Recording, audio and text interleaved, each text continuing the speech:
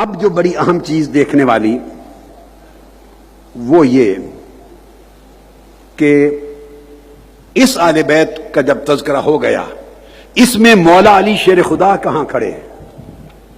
اہل بیت نبوی میں مولا علی المرتضیٰ کہاں کھڑے ہیں؟ ان کا مقام کیا ہے؟ اب اس نقطے کی طرف آتا ہوں۔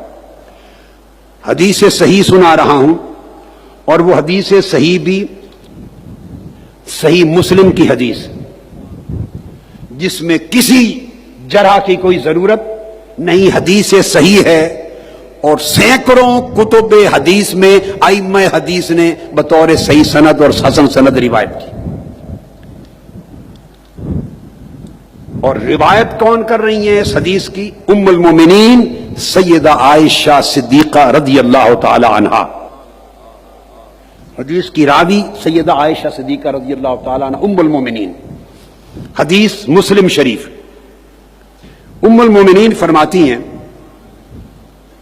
کہ ایک دن آقا علیہ السلام باہر تشریف لائے اور کالے رنگ کی اون کی کالی کملی، کالی اون کی کملی، کالے رنگ کی اونی کملی اوڑی ہوئی تھی جو کالے بالوں کے ساتھ تھی، اس پر کجابوں کے نشان تھے، اونٹوں کے نشان تھے۔ آپ اوڑھ کر بیٹھے، تشریف فرما ہیں۔ اتنے میں آقا علیہ السلام جب بیٹھے ہیں، فجاء الحسن ابن علی، حضرت حسن مجتبی آ گئے۔ آقا علیہ السلام نے اپنی کملی اٹھا کر حسن مجتبی کو کملی کے اندر داخل کر دیا۔ ثم جاء الحسین، پھر امام حسین آ گئے۔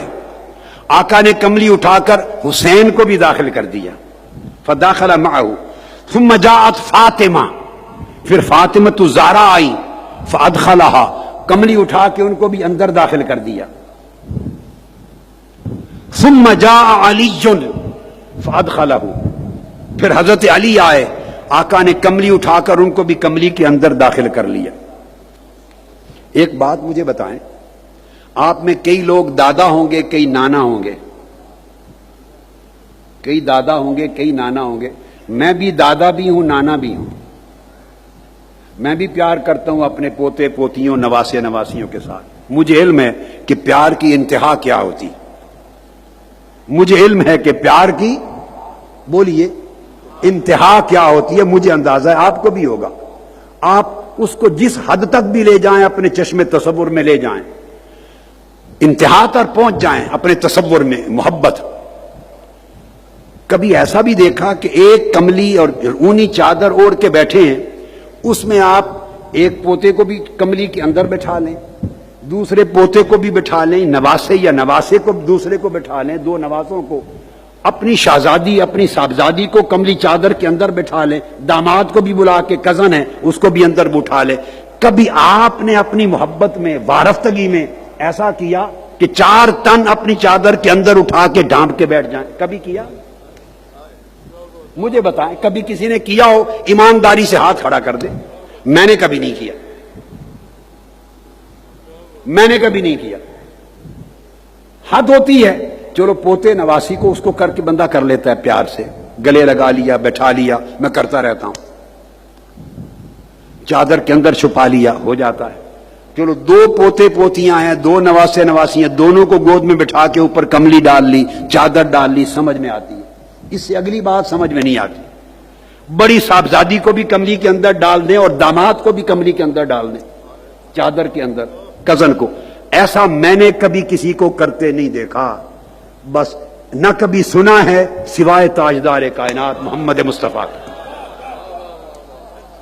یہ کوئی معمولی عمل نہیں تھا، یہ ایک میسج تھا،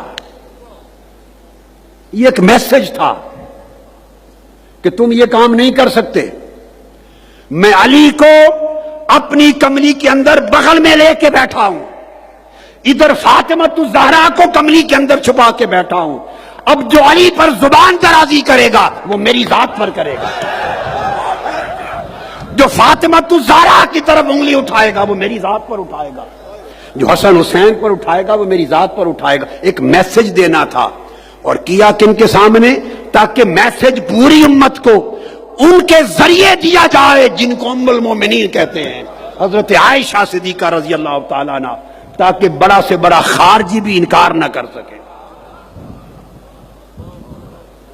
اب یہ روایت مولا علی شیر خدا خود نہیں کر رہے، سیدہ فاطمہ الزہرا نہیں کر رہی، روایت اس واقعے کی ام المومنین سیدہ عائشہ صدیقہ رضی اللہ تعالی جو خود آدھا دین ہیں وہ روایت کر رہی کہ آقا نے ان ساروں کو اپنی کملی میں رکھ لیا اور چھپا کر پھر آیت پڑھی، انما یرید اللہ لیذھب عنکم اہل البیت لیطہرکم تطہیرا۔ یہ آیت ان پر پڑھی، اللہ تمہیں پاک صاف کرنا چاہتا ہے، تخصیص فرما دی۔